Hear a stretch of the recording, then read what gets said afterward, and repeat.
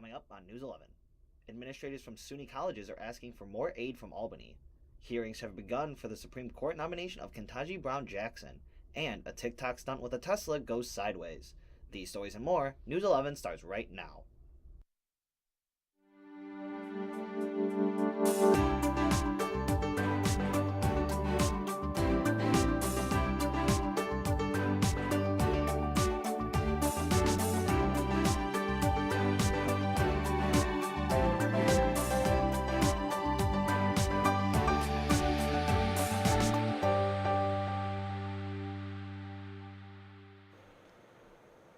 Good evening and welcome to News 11. I'm Topher Elkins. And I'm Chloe Kowalik.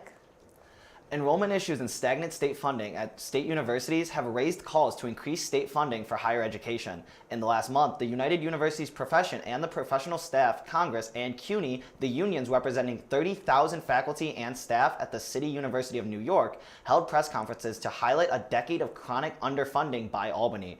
UUP President Dr. Frederick E. Cole recently said, quote, Governor Kathy Hochul's proposal falls short when it comes to providing SUNY with the dollars it needs to overcome a decade of underfunding and flat budgets, end quote.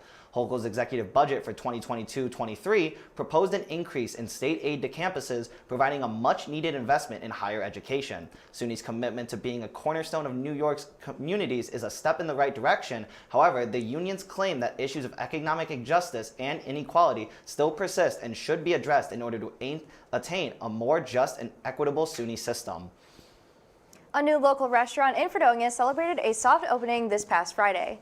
Compagno's Cucina, owned by Cristina Compagno, opened the Italian located and is honoring her family by doing so. Compagno said, quote, I'm super excited to represent my family and their name. I wish they were here, end quote. The restaurant features classic Italian dishes that Compagno said she's been making since she was a little girl. She has since had over 25 years in the food service industry and in a successful catering business. Compagno's Cucina fulfills a lifelong dream for her, saying, quote, I always wanted to have a restaurant. It had to be a perfect storm, and it was, end quote. The restaurant will be open Mondays, Wednesdays, and Thursdays from 4 to 9 p.m. and Fridays and Saturdays from 11:30 a.m. to 10 p.m. Two local Fredonia events are returning this spring and summer. The first is Fredonia's Cleanup Day. Taking place on April 3rd, the event returns following a 2-year hiatus caused by the COVID-19 pandemic. Cleanup time is 11 a.m. and is being hosted by the Fredonia Police Benevolent Association. Those interested in participating are asked to meet at 10 a.m. at the Water Street Municipal Lot. Cleanup bags and gloves will be provided to all volunteers. They will then be assigned a Fredonia street or park to help clean up. Refreshments and snacks are provided. Also returning in the late summer is the Fredonia Farm Festival. The event makes its way back to Barker Commons in August. Mayor Doug Essex spoke at the village board meeting about the return to downtown after needing to move the event to Chautauqua County Fairgrounds last year. Essex said, quote, I know it was a more open space for COVID, but hopefully we're past COVID in the summertime months here and that we won't have to adhere to any more restrictions. I look forward to the Farm Festival being back in town, end quote. Essex reported that the only work left in Barker Commons is to reseed the grass. According to the Fredonia Farm Festival's Facebook page, this year's festival will be held from August 26th to 28th.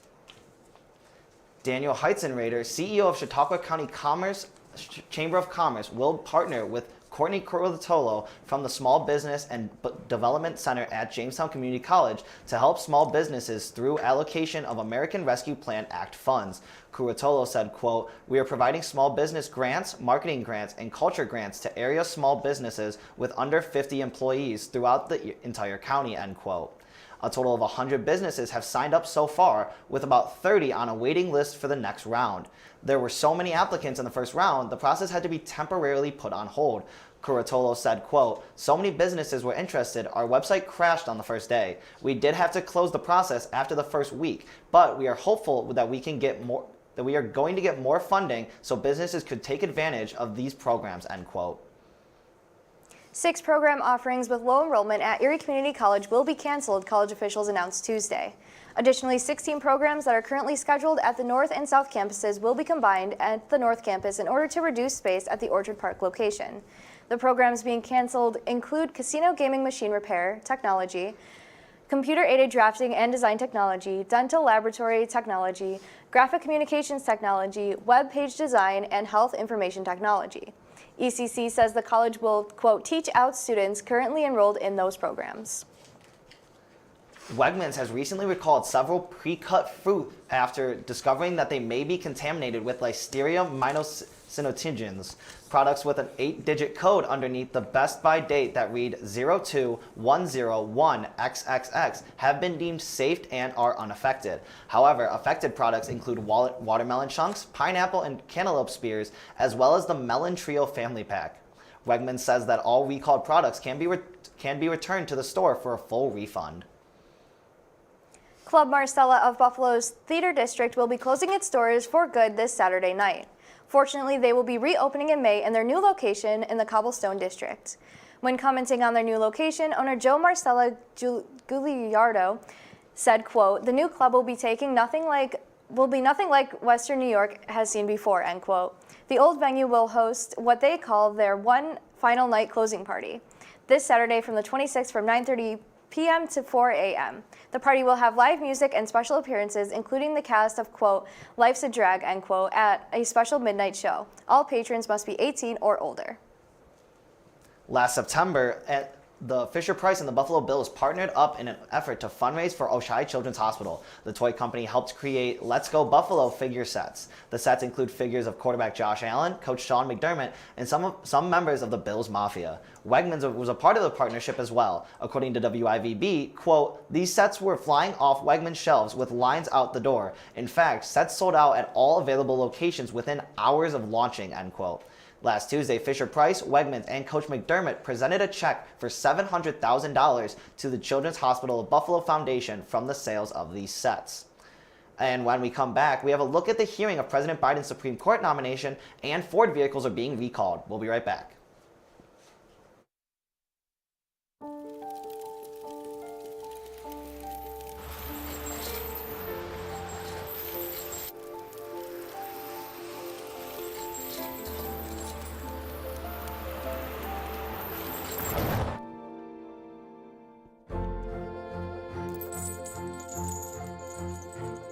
Did you know dragging chains can spark a wildfire? Only you can prevent wildfires. When I was in foster care, I never knew when I would have to move, so I always had my suitcase ready to go. Then one day, I was adopted. My new parents opened their hearts and home to me.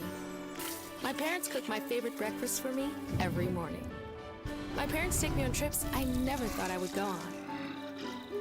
They gave me a home and an even better reason to use that suitcase.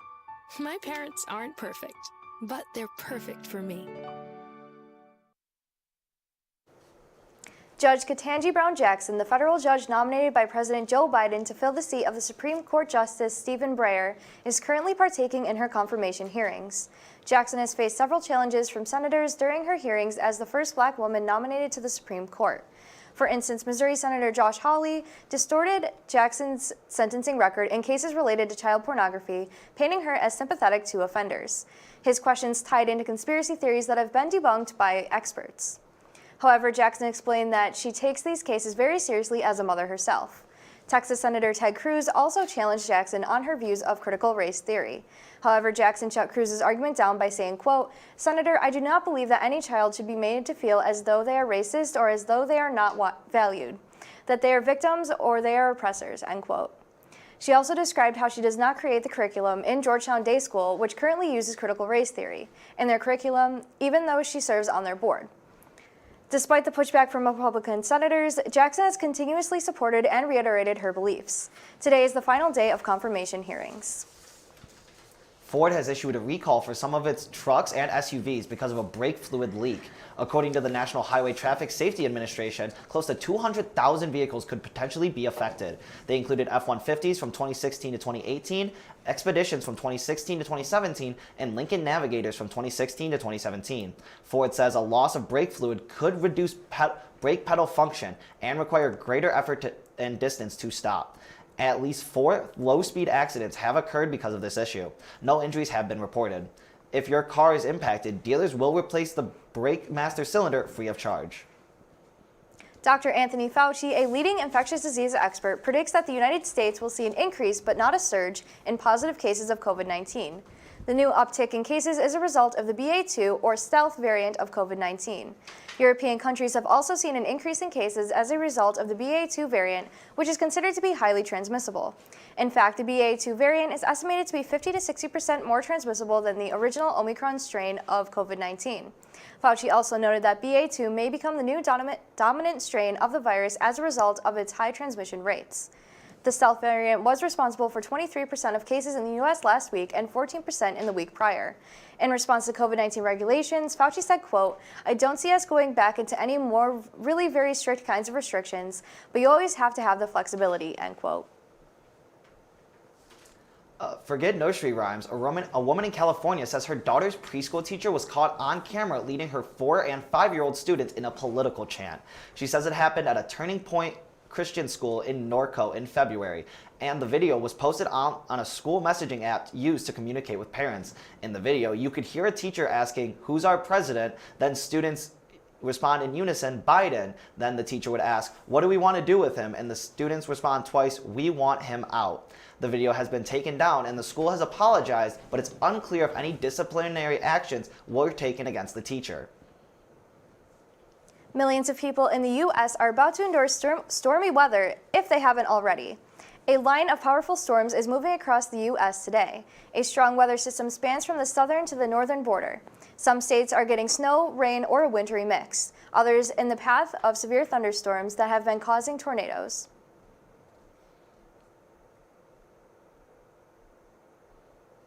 That energy shifting off towards the Gulf Coast states now, with the severe weather concern continuing and a significant risk for large damaging tornadoes as well. As of Tuesday morning, Texas, Oklahoma, and Louisiana have seen confirmed tornadoes.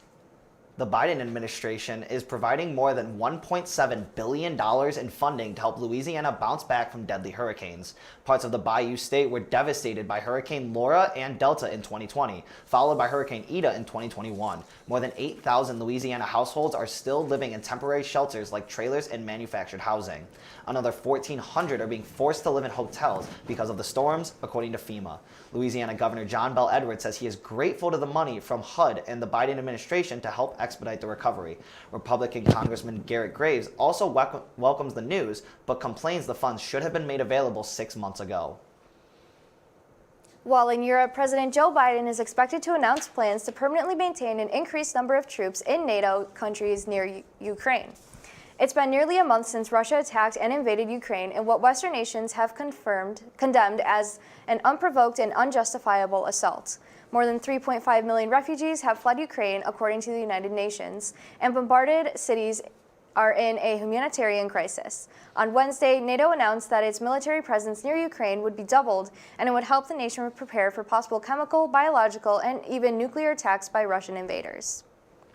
And when we come back, we have Sarah Gorton joining us for a recap of all the moves made by the Buffalo Bills, and the Sabres may actually be looking like a legit hockey team. We'll be right back. We're ready for you. Pneumococcal. If you're 65 or older, like me, you're at greater risk for pneumococcal pneumonia, even if you're healthy. People 65 plus are over 10 times more likely to land in the hospital for pneumococcal pneumonia than those 18 to 49.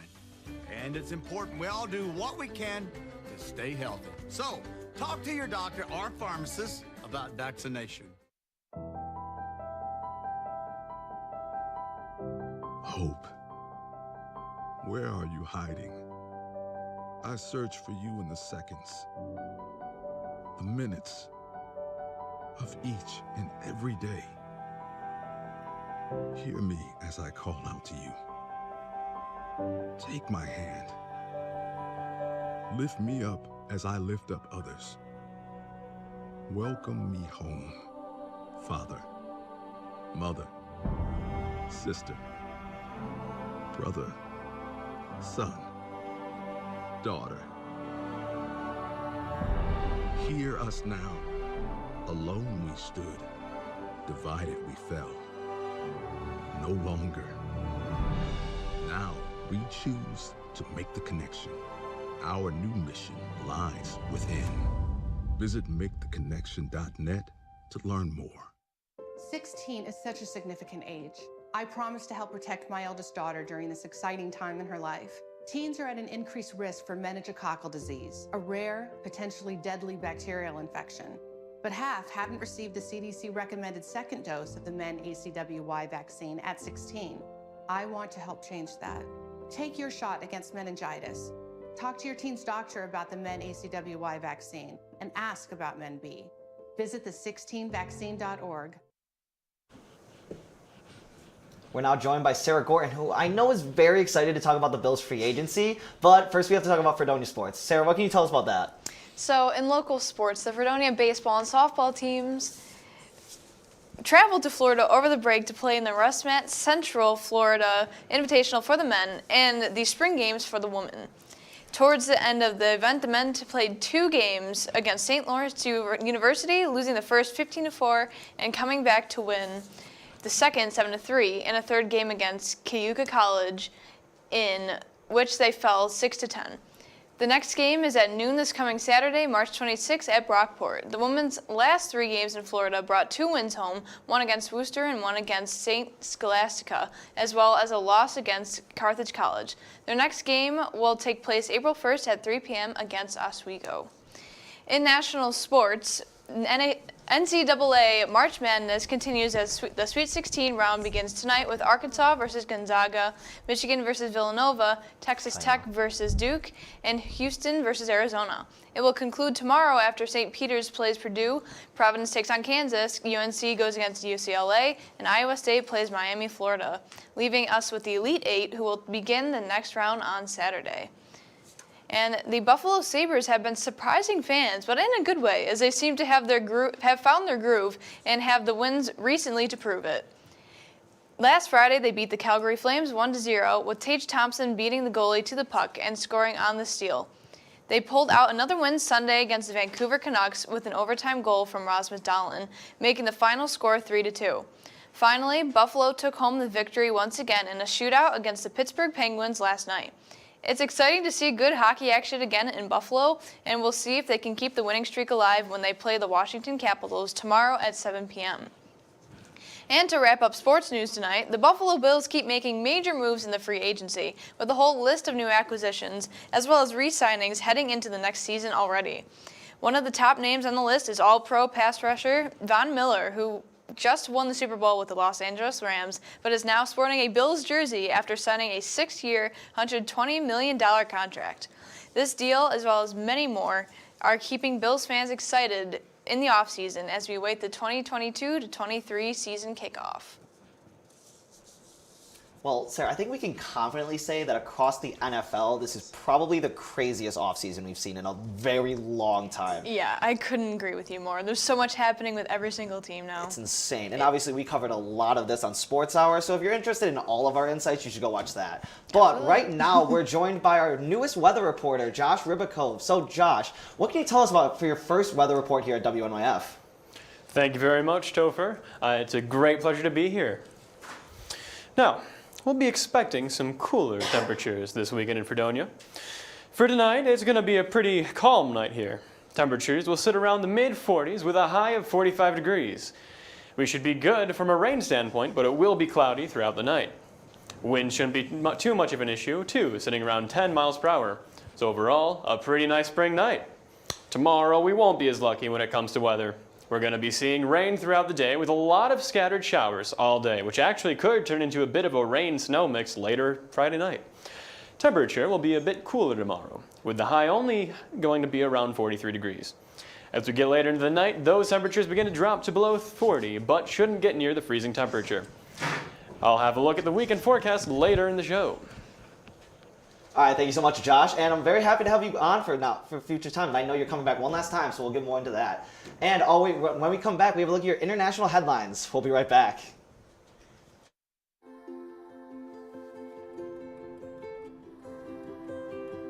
To Sofia and Gabriel, mis flores, my little flowers.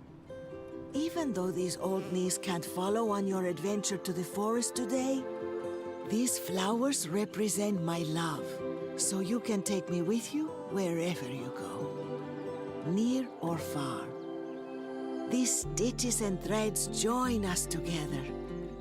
Me, your mother, and both of you.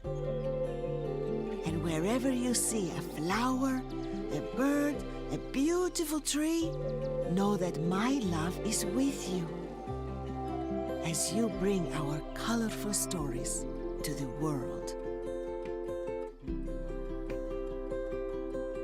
Make the forest part of your story at a park near you. Find one at discovertheforest.org.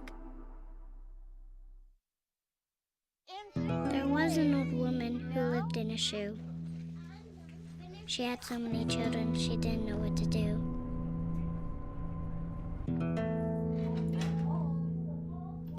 She gave them some broth without any bread and kissed them all soundly and put them to bed. Hunger is a story we can end. End it at feedingamerica.org.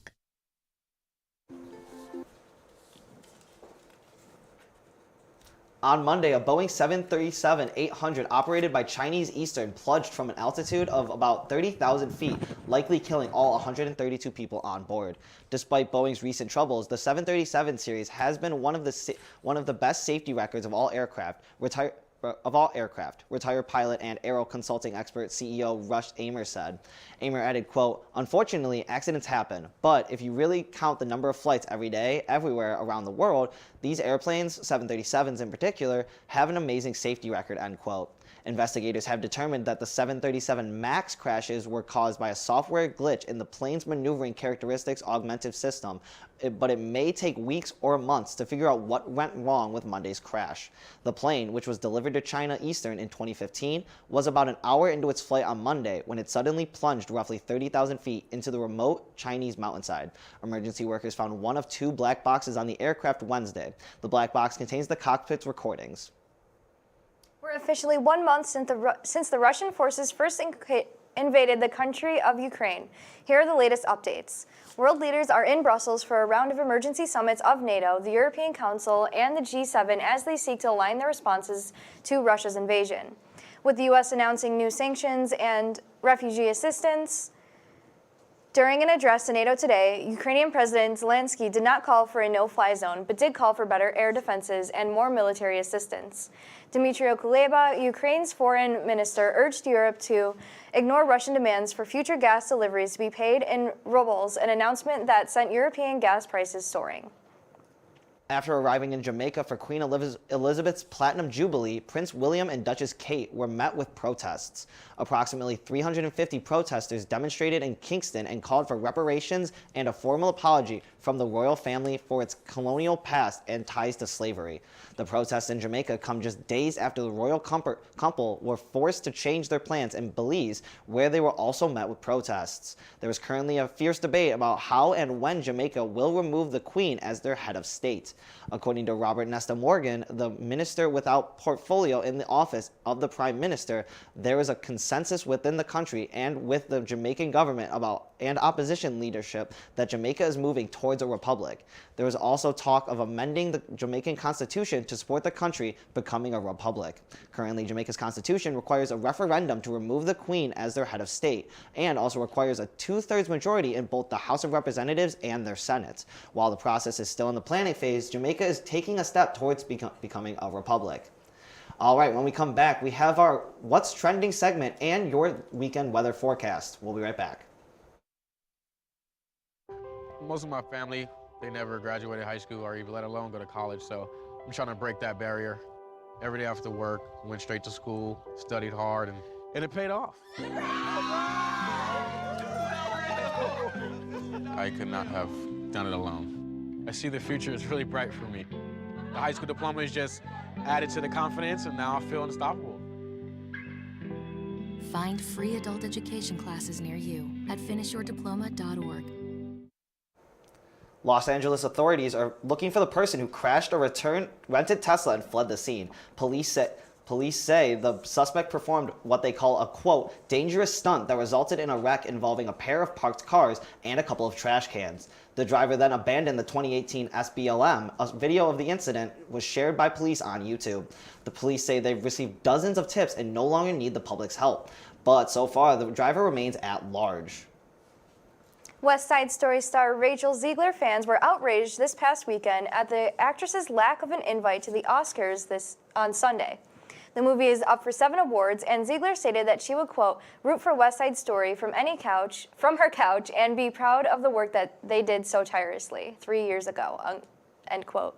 She expressed her disappointment at the lack of a ticket, but told fans to, quote, respect the process. However, on Tuesday, it was confirmed that the AMPA extended an invite to Ziegler to be a presenter alongside stars such as Jennifer Garner, Tony Hawk, Mila Kunis, and John Travolta.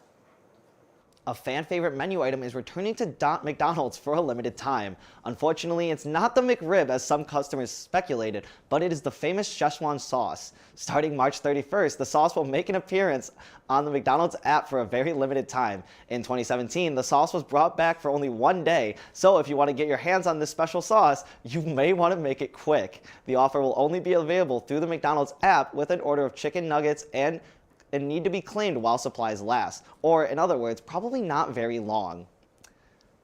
Have you ever tried that sauce? I think I've tried it. I think I tried it in high school, and truthfully, I wasn't the biggest fan. But what's your favorite dipping sauce if you get like chicken nuggets or anything along those lines? I am a barbecue girly. How about you? No, so am I. I was just saying, Okay. I'm barbecue or I'm. Actually, no, I feel like I really am just barbecue. Like, obviously, just a straight like, barbecue? Ketchup obviously makes sense, but I mean, for the most part. All right, well, now we're going to toss it to our other weather reporter, Josh. But, Josh, what is your favorite dipping sauce, first of all? You want to know my favorite dipping sauce? Yes, I really do. Yeah, we do. I'm very curious. Yeah? I got to say, the tangy barbecue. The Okay. Yeah, you agree with us. That's a You good agree with choice. us. Yeah, Thank good choice. you. Good Awesome. choice. That's a hard one to beat. It's a hard one to beat. All right, folks. Well, I'm afraid I got some bad news. Looking ahead to the weather this weekend. The weather just continues to get worse. Saturday, the temperatures drop even lower to a high of just 34 degrees. Scattered wet snow showers are going to be very possible, and the precipitation chance is at 60% all day.